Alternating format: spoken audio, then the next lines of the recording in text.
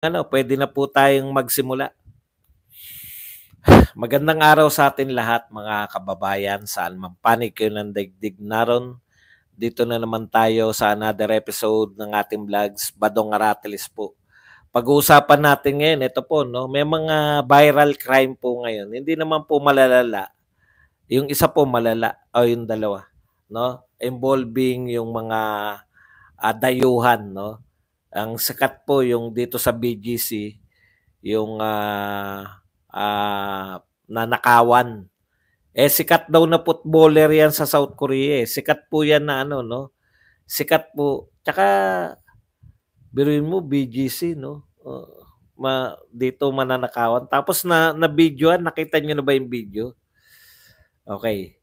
Pag-uusapan po natin yan, no? Bakit po lumalaganap yung mga krimen na ganyan? Pag-uusapan din po natin, umamin po itong DHSUD. Department, hindi ko alam kung ano yung DHUSD, SUD. Basta alam ko sa pabahay yan eh. Na yung target po na 1 million pabahay ay hindi po. Biruin nyo 2 years pa lang po.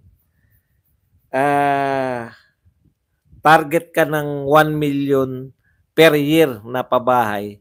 Ikalawang taon mo pa lang, miski yung department na namamahala sa pabahay, sumuko na. No? Sinuko. Sinuko na. Hindi namin kaya yan. Give up. Grabe, no? Manghihina ka sa gobyernong ito. At marami pa po. Hindi lang po yan, no? Talagang halos lahat po ng tinarget, hindi po maabot eh. No? Hindi po talaga kayang abutin. Kaya talagang pasok ko eh. Ayan po pinakamagandang halimbawa. Tapos marami pang iba. Yung 20 pesos. Wala na po yan eh. Hindi na po pinag-uusapan yung 20 pesos na bigas eh. Di ba? Wala na po yan. Tapos, at napakarami pa pong iba na sinukuan na lang. No? Yung pagiging ano natin, pagiging tiger. Hindi na po natin naririnig yung tiger economy yung Pilipinas after nitong gobyerno na to. Wala talagang pumapasok. Walang pera daw. Grabe po talaga ngayon. Yan po mapag-usapan natin, pero bago yan, kung bago ka pa lang dito sa ating channel, mag-subscribe ka na. Dahil ito lang ang tayong channel na may kinikilingan, may pinapanigan, una sa balita, uli sa impormasyon, kaya ano pang hinihintay nyo? Pindot na. Okay, pag-usapan po natin, no? Ito po, meron po rito, medyo, oo nga, no? Napapa-oo nga ako eh. Nabasa ko lang po rito, nakakahiya ang BBM admin, daming foreigners, biktima ng krimen. Ito sikat na footballer na nakawan. Ibig sabihin, kung sikat po yung footballer sa South Korea, no? Pag-uwi po niyan, yan yung problema natin kay Pinoy. Naalala niyo yun, yung mga turistang in-check, yung taga Hong Kong. Tapos nagkaroon ng Manila siege. Hindi, anong tawag doon? Yung problema yung bus hostage taking. Tapos ang dami namatay na turista.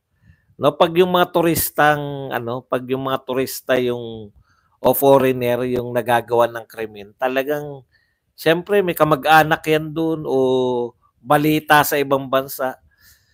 Yung nobyo ng beauty queen sa Pampanga, 'di ba?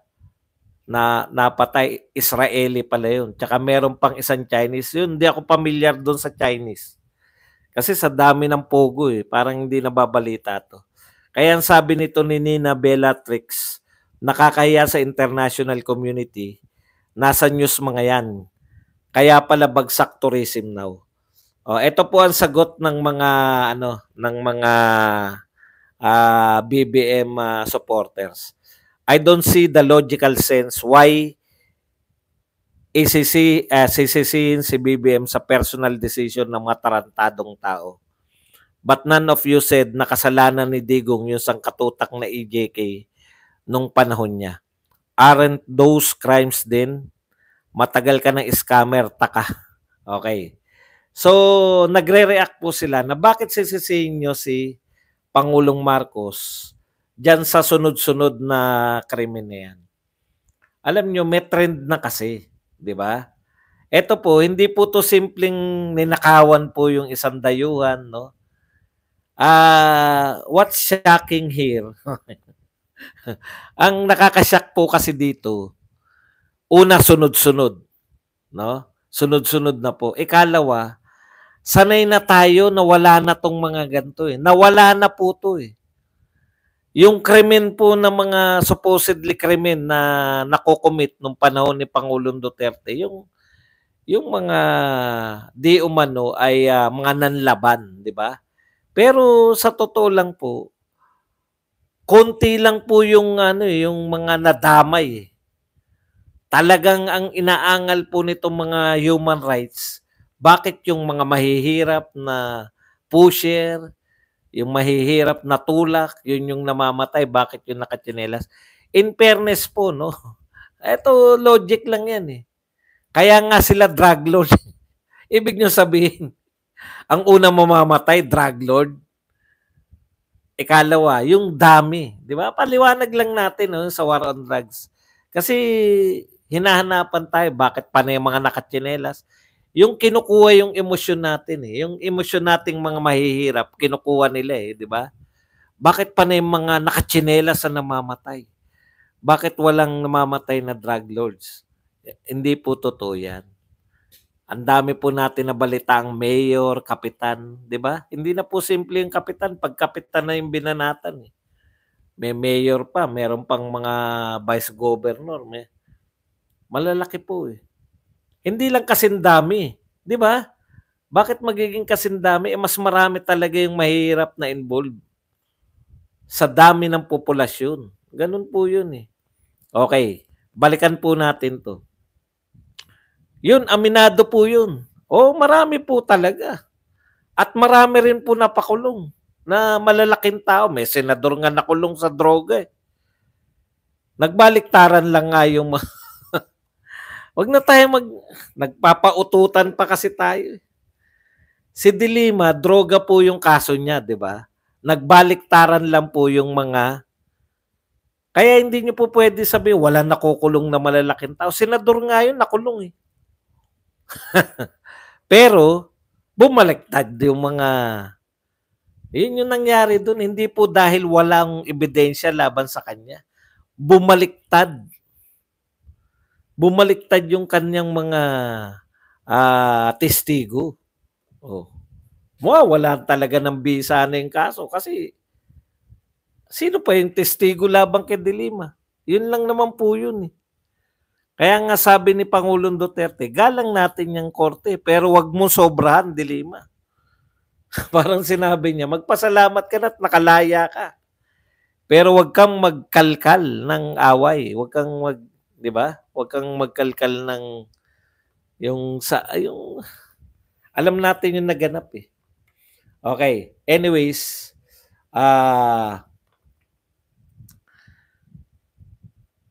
ano ba yung sasabihin ko? Ayun nga po, no? Bakit po lumalaganap tong gantong mga uri ng krimen? No?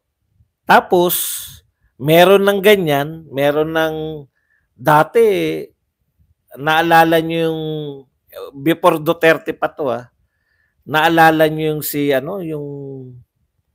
si Mayor Sanchez, no? Ang involved doon, parehong Pilipino lang, no? May kaya lang sa buhay. Ito may involved po, Israeli. Foreigner eh. Foreigner po yung involved eh. Kaya pagdating nito sa Israel, pagbalita nito, di ba, syempre may mga kamag-anak yan. Nga, Mayor Alice, panong pa ba niyan yan? Ni Pinoy? Hindi. Huwag niyo pong ipasok si Alice, wala pa po. Hindi ko alam kung bakit niyo pinapasok si Alice eh. Ito po, nawala na po to nung panahon ni Pangulong Duterte. Yung mga krimen na ganyan, matagal po tayong hindi nakakaranas ng mga napatay na mga magkasintahan, no? Tapos yung mga kriminal sa BGC, putya, parang balitang-balita yan kasi siyempre alam niyo naman iba yung BGC. Parang siguro pag may nanloob sa Forbes Park, parang gano'n ang katumbas niyan, eh, no? Ang point ko lang, ano yung pagkakaiba? Tama ba na isisito kay Pangulong Marcos? Una, meron na bang meron na ba nagsalita na mataas na tungkulin ng gobyerno sa sunod-sunod na krimen na yan? Para i-assure man lang yung pamilya o kung ano pa man, di ba? Oh, ikalawa, yun nga po yung point. Si Pangulong Duterte, marunong siyang magsalita sa mga kriminal. Wala talaga tong mga ganitong uri ng krimen kasi takot. Takot noon eh. Yung mga kriminal, takot nung panahon ni Duterte. Takot gumawa ng krimen. Alam nila mangyayari sa kanila eh. Ngayon, ang lakas na naman ng loob, ang lakas na uli ng loob ng mga kriminal. Malakas na uli ng loob na gumawa ng krimen. Yun lang yung pwede natin makatwirin. Kaya in general, bakit sinisisi? Yun nga eh. 'Di ba? Nakita natin 'yan, na-solve na po ba yung yung nakita nating nag-viral na bumaba ng bus tapos binaril yung hindi ko alam kung mag-asawa yun o magka-live-in. 'Di ba? Ang daming nang sunod-sunod na viral na ganun, ding na nga nakakalimutan na lang nga natin. Parang hindi nga mangyayari to sa panahon ni Duterte kasi natatandaan ko may isang lang, sa sobrang katahimikan nung panahon ni Pangulong Duterte, may isang balita lang na nag-massacre sa San Jose del Monte yun. Kaya natatandaan ko eh. Puta, grabe yung balita na yun. Parang yun yung bumasag ng ang lakas eh. Ang lakas ng pagbarag niya ng katahimikan mula sa mga krimen. Tapos may minasaker na isang pamilya. Kaisa-isa yun na natatandaan ko na nag-viral na krimen. Yung nakikita natin, lahat ng patayan, involved yung droga. Pero lahat po ng krimen, bumaba. Kahit tignan nyo pa uli, Ryan, Eddie, thank you very much sa 279. Boss, isa lang po ang malinaw, malabo. Direksyon ni PBBM. Malabo po talaga pagdating sa kriminalidad. No? Talagang ikaw ang kasi yun nga hindi po sasabihin ng iba, bakit kami hindi na, kahit yung kalaban ni Duterte, bakit kami hindi natatakot kay Duterte? Ang tanong ko, kriminal ba kayo? Yung mga kriminal nga, hindi nga takot kay Duterte. Yun yung sinasabi ko eh. Mahal si Pangulong Duterte ng pangkaraniwan tao. No? Pero yung mga kriminal, yun yung takot sa kanya. Yung mga kriminal, yung gumagawa ng hindi maganda, yun yung takot sa kanya. Kaya hindi natin makakalimutan eh. Yung mga pinagagawa ni Pangulong Duterte sa atin habang buhay, hindi niya pwedeng sirain. Hindi kayo magkukondak lang ng mga hearing, masisiraan niyo ng mga Duterte. Una, sino yung nakikinig sa hearing niyo na direkta? 4 na oras, 6 na oras, may magtsatsaga. O battle na yan ng battle na yan ng interpretasyon. Vlogger nyo. Kasi wala na nanonood wala na nakikinig sa media. Meron nakikinig balita. Pero yung pagsusuri sa mga vlogger na yan, between vlogger ninyo tsaka vlogger ng mga Duterte, ang kung sinong pakikinggan, lamang sa hulog. Lamang sa timbang yung mga vlogger ni Duterte. Bakit? Ang daming matatalinong vlogger eh.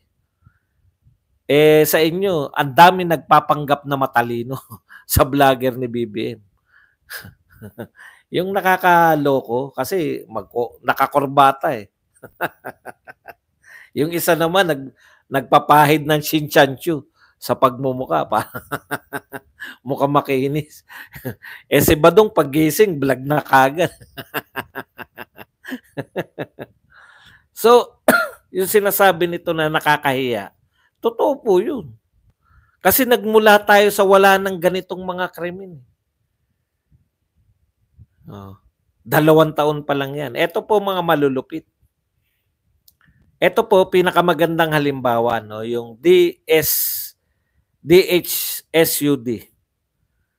Hindi ko na matandaan kung anong ibig sabihin nito. Department of Human Settlements. Department na pala, no?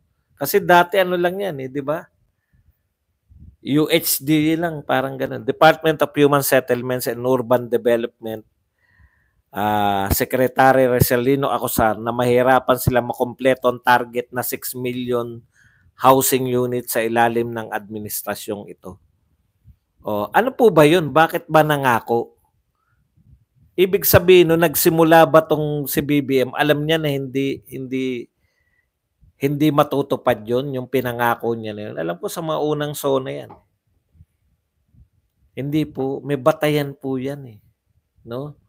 Hindi po yan mga chinambahan lang ni BBM. Ano ba batayan yan ba dong? Bakit 1 million? Ang tingin kong batayan yan, siyempre hindi ako, pero ang tingin kong batayan yan, yung pumapasok na pera, yung pumapasok na investment sa infrastructure nung panahon ni Duterte. So kung ganyan yung pumapasok na pera sa panahon ni Duterte, i-convert ko yan instead na mga tulay, mga kalsada pa rin, para maiba, 1 million pa bahay. Yun eh. Yun yung tingin kong batayan nun eh.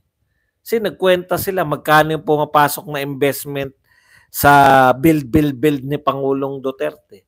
Di more or less, dahil itutuloy lang natin, more or less, ganyan pa rin yung papasok na investment. This time, gawin nating pabahay. 1 million pabahay para hindi lang ako tagasunod. No? Gusto niya kasi may sarili siya kagad eh. Ano ba naman unang 2 taon o unang 3 taon, sinundan mo lang. Tapos tsaka ka mag-introduce na sa'yo. O di ba? Hindi. Unang taon pa lang, bago na agad. Bagong pangalan. Hindi na build. Build better, more. BBM. Ang galing niya ron eh, sa mga ganun. Build better, more. Bagong Pilipinas. Aahon tayo. Palubog tayo. So dahil walang pumapasok, no? Ano? Kuya Mita live diri Marcos Lema. Hindi ko naintindihan. Dari. Dahil walang pumapasok na pera, hindi talaga magkakaroon. So dapat ngayon 2 million na, di ba? Magkano na po, ilan na po yung napapagawa? 140,000. 140,000 for 2 years. Binago na nila target ngayon. Dating 6 million, ngayon 3 million na lang. Hindi pa rin po maabot yan. Yan 3 million na yan.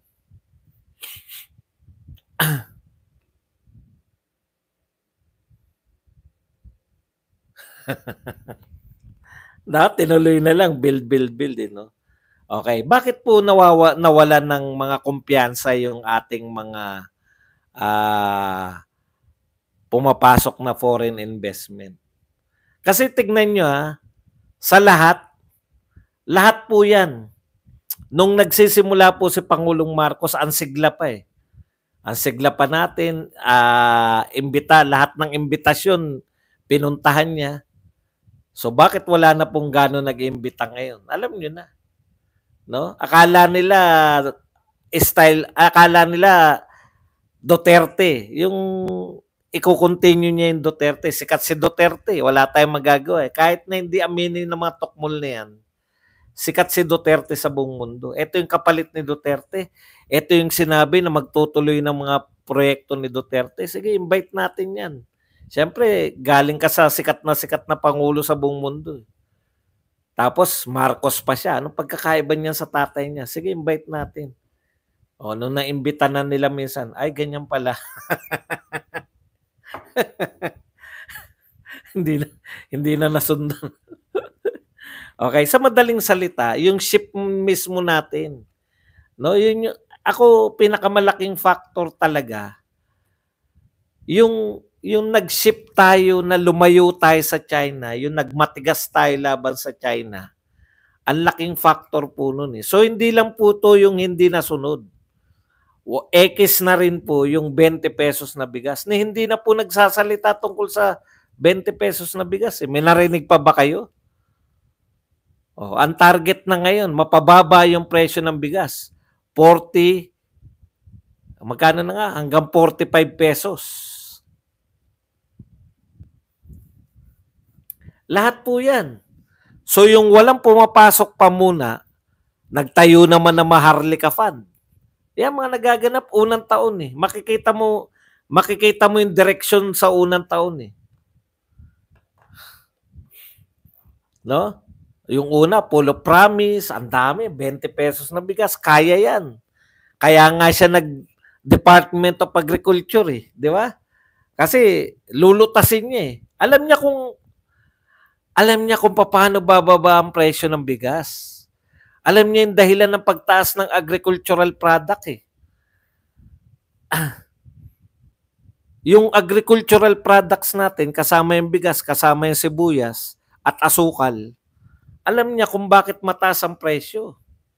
Sabi niya, dahil sa hoarders, sa smugglers, at sa fixer. May price fixer eh. Eh di yun lang ang lulutasin niya. Kaya siya pumasok. Maganda yung plano eh. 20 pesos na bigas. Merong pinanggagalingan niya. Alam niya kung ano. Diba? O, paano mo masosolve yung smuggling, hoarding, at price fixing? Ikaw mismo yung humawak ng Department of Agriculture. Eh nung nahawakan niya yung Department of Agriculture, hindi kinaya. Hindi niya kinaya eh. Ubus. O, pinakamalaki niyang pagkakamali, yan yung shifting. No? Dati, number 1 daw trading partner natin yung China eh. Sa West Philippine Sea, sabi niya, tayo magsosolve nito ng mga kapitbahay natin. Tignan nyo kapitbahay natin, yung China, tsaka tayo magsosolve ng problema dyan. Dahil pag pinapasok natin yung USA, ito sa bibig to ni BBM, pag pinapasok natin yung USA, gugulo. O, tama siya. Alam niya eh, matalino eh. Pag pinapasok yung USA, gugulo. O ano ngayong nangyari? Pinapasok yung USA, gumulo. Kaya lahat po yan eh. Sa unang taon makikita nyo kasi, si Duterte kasi unang taon niya, di ba? War on drugs eh. Pucha, unang taon pa lang talagang nagulat tayo, ganyan pala yung war on drugs, stokhang pala. Million po. Kaya hindi po totoo na patay lang ng patay. Eh 6,000 lang po yung namatay. Ilan po yung sumuko sa tokhang? Milyon. Ang layo po na 6,000 namatay sa milyon. Yung tokhang nakatok. Yung inaralan po yung mga adik, kayo pag hindi kayo tumino, ganyan yung mangyayari sa inyo, yung mga nanlaban. Nagtabaan. Natatawa nga ako eh, yung sa flip top, di ba? Si Senyo nagsabi, siguro naman kilala nyo si Senyo. Nung panahon daw ni Duterte, nagtabaan yung mga adik sa flip top eh. Maraming adik na nagpe-flip top eh. Nagsitaba sila. Kasi pwersado ka eh. Di ba? Pwersado ka na tumino. Kita mo eh. Kita mo yung evidence eh. Kakilala natin eh. Kakilala. Ay, natumba. Tinumba si Kapitan. Bakit tinumba si Kapitan? Di ba sa droga yan si Kapitan? Ganun yan eh. Magkakakilala po eh. Tsaka alam mo na totoo kasi hanggang barangay level. Nakausap ko yung isang kapitan ng barangay eh. Nakainuman ko si Kapitan eh. Ganun talaga. Sila natatakot din. Kaya wala silang magagawa eh. Alangan namang hindi nila kilala. Simple lang yung inaano sa kanila eh. Hindi mo kilala yung mga drug addict at mga tulak diyan sa iyo. Anong klase kang kapitan? Tama naman 'yun. Kaya tagumpay, alam mo kaagad, ito si BBM, maganda yung mga pangako, nakabase po yun, hindi po bulahan yun, yung 20 pesos na bigas. Hindi po bulahan yun. Kasi yung una niyan, balak niya, popondohan niya ng marami, susuportahan niya magsasaka para yung mga magsaka natin, maraming ani. Pag maraming ani, di ba? Magiging 20 pesos bigas. Mawawala yung hoarder, smuggler. Oh. Paano hindi magiging 20 pesos yung bigas? Hindi niya kinaya. Sumuko din eh.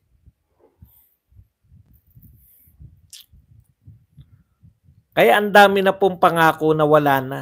Wala na yan. Marami yan. Yung mga build, yung mga infrastructure.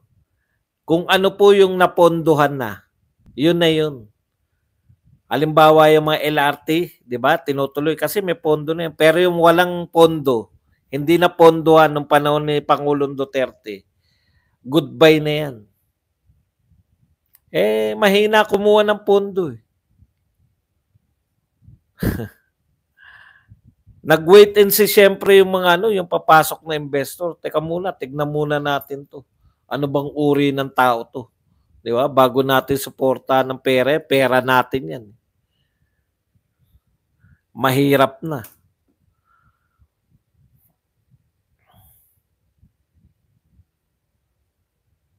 Hindi ko makuha yung live meet kuya. Anong ibig mo sabihin? Live po to. Kung tinatanong mo kung live ba to, opo, live to. Live meet kuya. Okay. Hanap pa tayo ng ibang balita. Ito po, Davao Police Chief Station Commander. Grabe po to. Sinabak lahat. Mula po sa Davao Police Chief hanggang sa lahat ng station commander. Unprecedented shake-up. Ito po ang nangyari. Tinanggal po lahat. Grabe. Hindi natin alam kung antindi sa Davao, no? Parang minamartial law sila sa Davao lang. Sabi nga nitong mga pulis, meron dito nagsabi, ito po yung mga lahat po ng mga rank ng kapitan at major ay nirelieve at nireassign. No? Siguro wala na, subun-subo sila kay pastor eh. Malamang yan kay pastor kasi hindi naman, wala namang hindi naman sa mga Duterte kasi wala namang may warrant of arrest sa mga Duterte. Pero subon-subo sila sa mga pastor. Gusto nilang magbigay ng na pag hindi kayo nag-perform. Hindi ba kamakailan lang pinalitan na yung mga pulis ng Davao dahil dun sa war on drugs ni Baste? Natatandaan nyo? Inano sila, di ba? Nireassign na. Eto, bago pa lang tong police chief na to. Wala pa yatang 1 taon yan. Tanggal na naman. Yan yung sa tingin ko na yung hindi nahuli si Pastor Quebuloy. Bakit kaya? Napakainit kay Pastor, no? Na ba sila yung napapahiya? Pati si Pangulong Duterte gusto kasuhan eh. Dahil sinabi niya raw na alam niya kung nasan si Pastor pero hindi niya sasabihin dahil secret. Ito po ang isa sa mga sinabi ng isang relief officer. Mas maayo pa ang bagyo na apay warning kami, diretso. Sa Bisaya, kahit hindi po ako Bisaya, naiintindihan ko, no? Mas buti pa raw yung bagyo, may warning. Sila daw, hindi nila alam, bigla sila ni-relieve. Tindi, no? Ang tanong, nagbabalasa po ba lahat ng mga kapulisan sa buong Pilipinas? O tanging sa Davao City lang? Ang sagot, tanging sa Davao City. Wala tayong nabalitaan eh. Di ba? Tanging sa Davao City lang. Parang Hindi ko po alam kung ano po yung kayo po bang sa PNP ngayon, yung pamunuan sa PNP, hindi po ba kayo nakinabang do'n sa dinoble po yung ano, yung suweldo niyo ni Pangulong Duterte? Nakalimutan niyo nakalimutan niyo po ba? Sana paggalang na lang po sa dating pangulo, 'di ba? Na yung anak niya yung na mayor do'n, 'no? Kahit 'wag na kung talagang makakalimutin kayo, nakalimutan niyo na dahil kay Pangulong Duterte na doble suweldo niyo. Dahil kay Pangulong Duterte na doble rin yung tatanggapin yung pension. Sana hindi na yun, 'no? Ituring niyo na lang sana na anak niya yung dating presidente, 'wag na yung nagawa sa inyo. Na dating wala kasing ganyan, 'no? Grabe 'tong gobyerno. Wala talagang ganyan na ipapakita niyo na ano. Sabagay nagawa nga nilang bastusin, hayaang bastusin yung ating Vice President, eh. Nagawa nga nilang isyuhan yung Vice President ng ano yan, hindi po dati, kasalukuyang Vice President nga. Nagawa nilang intrigahin, eh. Pasamain sa 125. Yan pa kaya na dating presidente na. Yan pa kaya na anak ng dating presidente na mayor ng Davao. 'Di ba? Wala nang ano, no? Ano pa ba asahan mo, Vice President nga kasalukuyan, eh. Kayang-kaya nilang bastusin sa 125 na wala namang silang bintang. Walang bintang, walang bintang na ninakaw. Okay, kaya kakaiba, no? Kakaiba tong ano natin. Kaya kami po, ako nananawagan talaga. Wag po tayong ano, wag po natin tangkilikin. Dapat kasi kung makakantsawan pa tayo niyan, eh. Alam niyo po, nakinikinita ko na. Ang lalakas po mang asar ng mga vlogger niyan, eh. Yung tawa nila ng mga ano, kakaibang mga uri ng tawa, yung pilit na mga tawa. Pag pag marami po, totoo naman, all-star po yung kanilang ano, all-star po yung kanilang lineup. Pero talagang pagtiyagaan po natin, no? Ipakita po natin na ito po ay show of force ng mga Duterte supporter na tama na yung kasi matataplaugan po 'yan, eh, pag hindi nila naipanalo yang mga kandidato nilang mga sikat. Sikat po 'yan, mga nagna-number 1 sa mga senatorial po 'yan. Sila Tito Soto, sila Manny Pacquiao, ang tataas po niyan. Sila Ping Lacson, wala pong katalo-talo sa senatorial 'yan. Nakuha na nila, at pumesto sa kanila, eh. Ako sa akin yung kahit yung tatlo, yung number 1 nila at number 1 na alalay ni Tambi, si Erwin Tulfo, kapatid ng Pangulo si Jaime Marcos, tsaka si Tol. Tol, kumusta ka na, Tol? Lakas mong makautang na loob, Tol.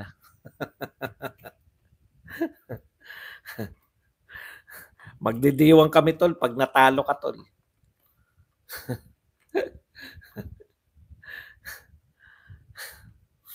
Yun na nga, dapat talaga matuto tayo mga kampanya kasi simple lang po ikakampanya niyan.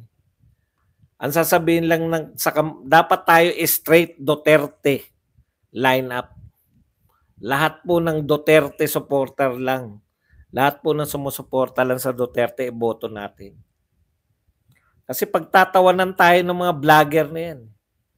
Kaya kasi nila yan, mga may karanasan na. May karanasan na pala kayo. Bakit hindi nyo napaunlad yung Pilipinas?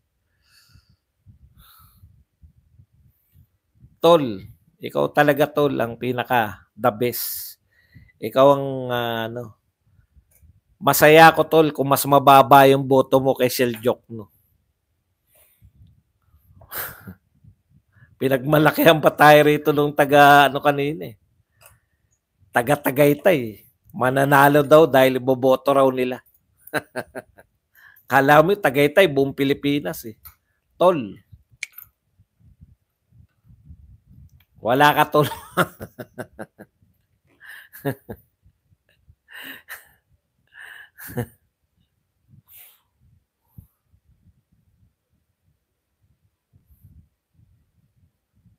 Eto na naman 'to mga 'to, oh. Hindi talaga tumitigil, oh. Oh, meron daw, overpricing yung procurement ng COVID. Alam nyo, eto nakakasakit dito sa mga tukmol na 'to, eh. Kayo nagbibintang na magnanakaw, yung grupo nyo magbibintang na magnanakaw, eh, kitang-kita, oh, meron kayong 800 program. Kitang-kita meron kayong 500 na ayuda. Alam nyo, sana, no? Sana yan na lang ginastos nyo yung pinang-ayuda. Pero ayoko man sabihin to, tayo pa rin, nasa atin pa rin yung huling halakak tungkol dyan sa ayuda na yan. Alam naman natin kung ano yung purpose nila ng pamimigay ng ayuda, eh. Kasi kung totoo po yan na kailangan ng ayuda, dapat nung unang taon, di ba? Hindi, meron na nga. Tama ba? 2022, 2023. Kung unang taon pa lang pala, meron na kayong ayuda agad. Alam nyo kung bakit? Feeling nila, siguro naisip ng mga to, kaya sikat si Duterte dahil namigay siya ng ayuda. Yung ayuda po, yan po ang pinakapalpak na pwede nyo maging pangunahing ang gastos, 500 billion ang budget nyo sa ayuda. Mas malaki pa sa 2 taon. 1 taon lang yung 500 billion, ha. Mas malaki pa po yan sa 2 taon na may pandemya tayo. Bakit po kayo mamimigay ng ayuda na walang pandemya? Simple lang. Pamumulitika lang. Pero ayaw ko man sabihin to, kahit po mag-aksaya kayo na mag-aksaya ng ayuda, hindi po comprehensive yung ayuda nyo. Ang ayuda ninyo, parang eto yung iniisip ng mga yan. Yung mga nabigyan ng ayuda ba sa tingin ninyo, tsak na iboboto kayo? Tandaan po ninyo, kaya yung bilihan ng boto, hindi po yan nagaganap malayo pa eleksyon. Kailan po nagaganap yung bilihan ng boto? Sa mga nababalitaan ko. Hindi naman kasi wala naman nag-alok sa akin, eh. Karamihan po kasi dyan sa mga inaalokan yan, yung mga sanay, yung mga tao ron na magbenta ng mga boto nila. Yung mga sa mga sobrang hihirap na community, gapangan po yan, di ba? Yun yung nababalitaan ko. Gapangan po yan. O bakit po hindi po pwedeng bumili ng boto malayo pa eleksyon? Di ba? Yung ginagawa nyo, malayo pa eleksyon, namimigay na kayo. Ang tanong, gaano katagal yung ayuda na yan? Ngayon, tuwan-tuwa sa inyo, salamat po Mr. President, salamat po Mr. Speaker. After 2 days, ubos na ayuda. Hihintay na naman yan ng bago. Kaya nyo bang isustain na buwan-buwan magbibigay ayuda? Hindi. Walang makakapagbigay ng ayuda buwan-buwan. O, ikalawa, yung mga hindi nakatanggap ng ayuda, hindi kagad kayo iboboto. Hindi na sila nakatanggap, yung inutang nyo para magbigay ng ayuda, kasama sila sa magbabayad. Opo, kasama tayo. Hindi nyo ba alam yon? Hindi ka na nakatanggap, magbabayad ka pa ng inutang para sa ayuda. Kaya palpak na palpak po, eh. Akala nila babango pangalan nila dyan. Mas marami hindi nabigyan ng ayuda, eh. Mas maraming magagalit, yung potential na magagalit. Kaya hinahayaan lang natin, sige, mamigay lang kayo na mamigay. Makakalimutan din kayo. Pag malapit na eleksyon, siyempre, tapos pinuruhan pa nila panay Mindanao. Bakit? Hoping na yung Mindanao babaliktad. Yung gusto ng mga yan, eh. Bumaliktad yung mga taga Mindanao kasi doon malakas yung Duterte. Hindi ba panay ang pamimigay nila na ayuda sa Mindanao? Panay ang punta nila ng Mindanao? Hindi niyo siguro kayang tapatan yung paglilingkod ng mga Duterte doon. Kasi nakita ko yung mga kalsada, nakita ko na ngayon lang para nagkaroon ng presidente sa Mindanao. Yan lang po ang ating topic. Pwede na po tayo magkwento.